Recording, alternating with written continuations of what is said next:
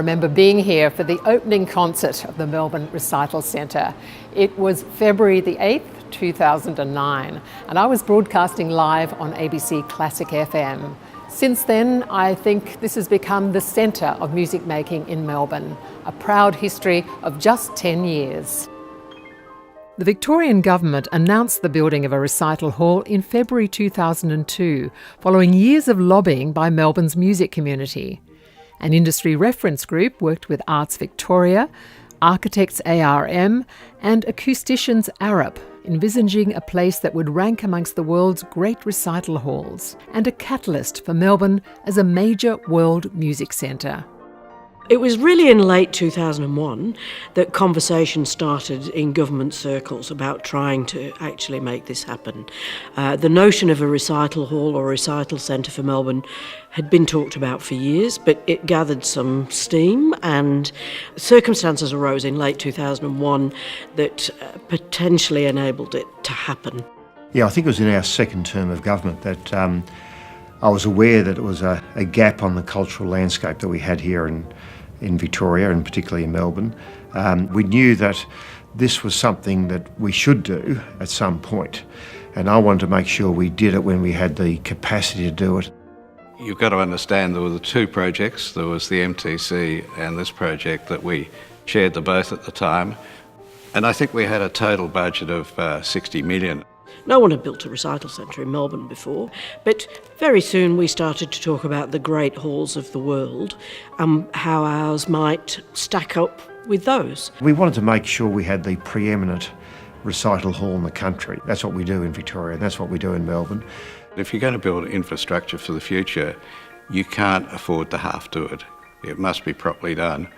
And I think this was my drive all the way through, that if you're going to do it once, do it properly.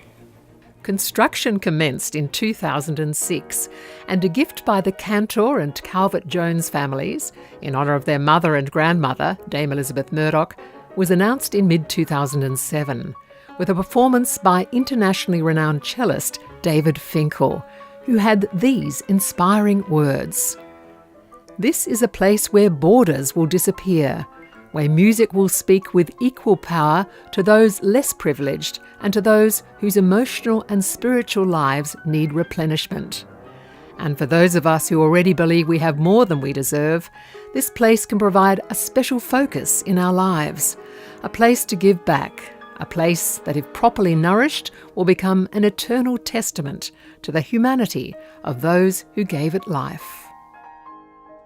I was actually inspired by Isaac Stern when he took me onto the stage of Carnegie Hall, and it was empty, and he stood on stage and he just said that the energy of all the extraordinary performers who had stood on this stage and played were embedded in the energy of this hall, and that's why he saved the hall.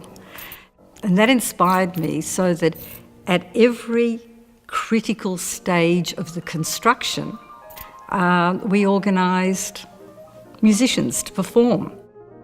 We even had construction workers a part of the percussion with Graham Leake. It was an amazing opportunity to really involve everyone, to have an imprint and to have their mark in the hall and their energy in the hall. I think there was a real sense of responsibility from everybody, that they wanted to make sure that it was got right. There was always the catchphrase, world-class auditorium. But I think everybody was very conscious that they wanted to make sure that that was actually what was being delivered. I really think that there was a very big, great sense of community, and everybody realising, not just from Victoria, but nationally, that this would be a treasure. Although the celebrations were subsequently overtaken by the tragedy of the Black Saturday bushfires on the same weekend, the Melbourne Recital Centre opened with much anticipation, coinciding with the 100th birthday of its founding patron, Dame Elizabeth Murdoch, for whom the main hall was named on February the 8th, 2009. It's the most wonderful building. Years of research went into the acoustics I know what a great asset the Recital Hall is going to be. We really need one. And to think that it's to be named after me is really great honour.